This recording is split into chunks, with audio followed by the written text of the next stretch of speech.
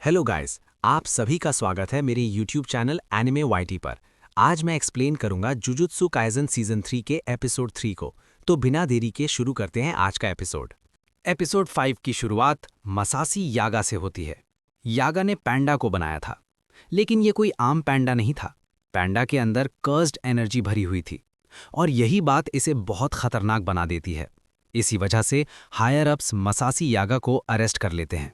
Higher ups चाहते हैं कि यागा उन्हें ये तकनीक सिखा दे ताकि वो भी ऐसे पपेट्स बना सकें।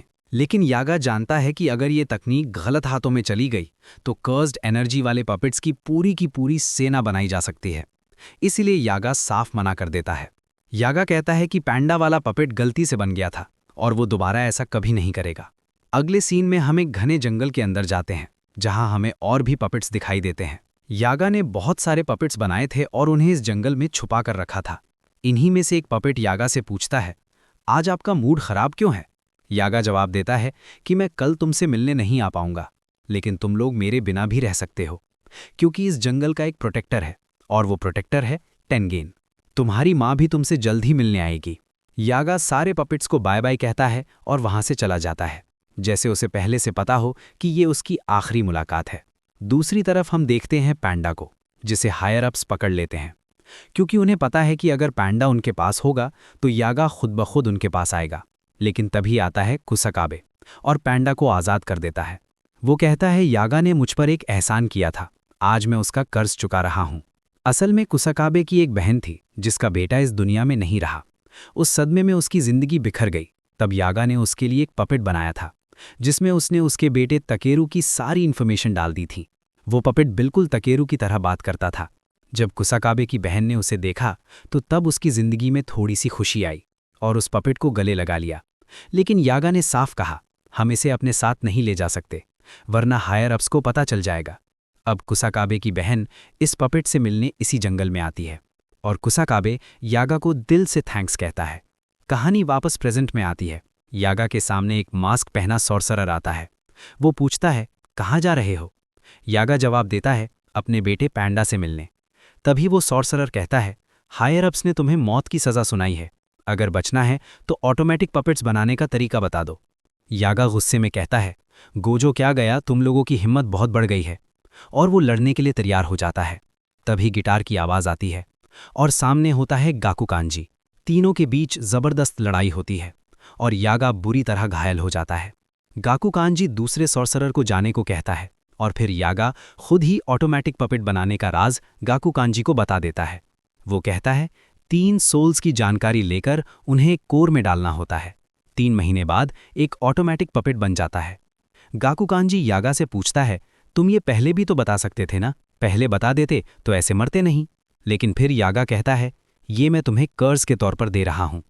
तभी पैंडा वहां पहुंचता है, लेकिन बहुत देर हो चुकी होती है। उसका पिता मसासी यागा अब इस दुनिया में नहीं रहता। गाकू कांजी पूछता है, तुम मुझसे लड़ोगे नहीं? पैंडा जवाब देता है, मैं इंसानों जैसा नहीं हूं। आप यागा से नफरत नहीं करते थे, आप बस ऑर्डर्स फॉलो कर रहे थे। फिर पैंडा कहता है, लेकिन ये याद रखना, एक पैंडा भी रो सकता है। अगले सीन में यूजी और मेगुमी का मिशन शुरू होता है। उन्हें हकारी को कलिंग गेम्स में लाना है। हकारी ने एक बिल्डिंग के अंदर इल्लीगल फाइट क्लब खोल रखा है, जहां आम लोग सट्टा लगाते हैं और सॉर्सरर्स लड़ते हैं।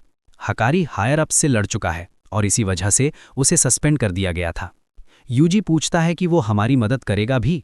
मेगुमी बोलता है, वैसे तो वो बहुत बड़ा कुत्ता कमीना है, लेकिन यूता ने भी बोला है कि वो उससे भी ज़्यादा स्ट्रांग है, तो हमें किसी भी कीमत में उसे कलिंग गेम्स में लेकर आना है।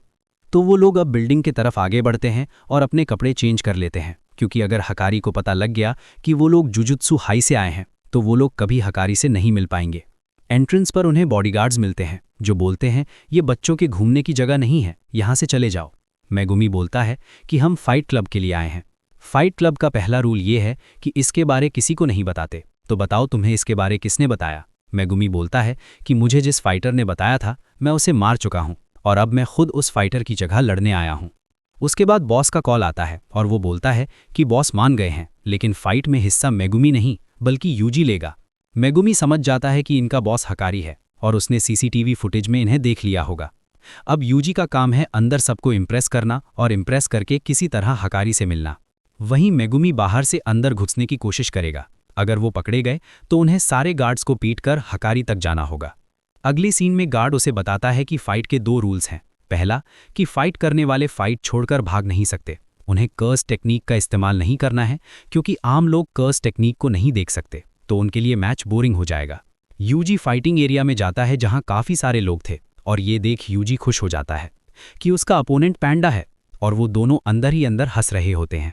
यूजी अब उसे एक नकली मुक्का मारता है और पैंडा दूर जाकर गिरता है और बोलता है, अरे बहुत जोर से मारा रे, मैं तो हार गया। यूजी की फाइट देख हकारी भी इंप्रेस हो जाता है और उसे अपने ऑफिस में मिलने बुलाता है। हकारी यूजी से पूछता है कि क्या तुम दिन में सिर्फ 1 घंटा काम करके महीने के 10,000 येन कमाना चाहते हो। यूजी पूछता है कि काम कौन सा करना है, तो हकारी कहता है कि वो जानने के लिए तुम्हें 20,000 येन देकर एक कोर्स खरीदना होगा। यूजी बोलता है, ये तो स्कैम है। हकारी कहता है, बिल्कुल सही कहा है, ये एक काफ़ी जाना माना स्कैम है जिसमें एक आदमी खुद अमीर होने का नाटक करता है और बोलता है कि तुम्हें भी अमीर होना है तो मेरा कोर्स खरीद लो। लेकिन काफ़ी मूर्ख लोग हैं जो इसमें फंस जाते हैं और इसका कारण है गर्मी।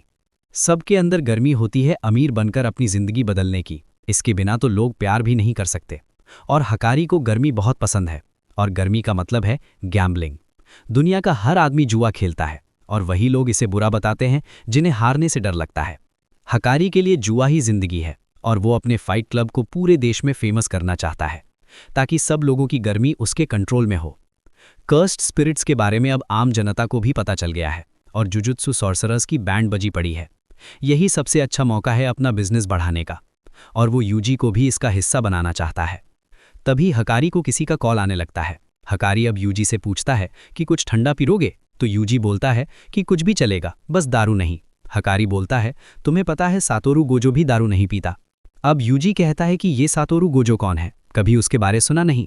और यहाँ उसका झूठ पकड़ा जाता है क्योंकि दुनिया में ऐसा कोई सॉर्सरर नहीं है जो गोजो को ना जानता हो। हकारी यूजी से बोलता है, तुम जुजुत्सु हाई से आए हो ना, और ऐसा कहकर वो उस पर हमला कर देता है और बोलता है कि उसे किरारा का कॉल आ रहा है, मतलब ज़रूर कुछ गड़बड़ है। यूजी उसे बोलता है कि पहले मेरी बात सुन लो, लेकिन हकारी कहता है, बिल्कुल नहीं, क्योंकि अब मैं ठंडा हो गया हूँ। और एपिसोड यहीं पर ख़त्म होता है। तो दोस्तों, क्या यूजी और मेगुमी हकारी को अपने साथ ला पाएंगे या फिर ये मिशन यहीं फेल हो जाएगा? जानेंगे अगले एपिसोड में। वीडियो पसंद आया हो तो लाइक करें, फ्रेंड्स के साथ शेयर करें और कमेंट करके ज़रूर बताएं कि आपको ये एपिसोड कैसा लगा। मैं मिलता हूँ आपसे बहुत ही जल्द अगली वीडियो के साथ। चलो, बाय बाय गाइस।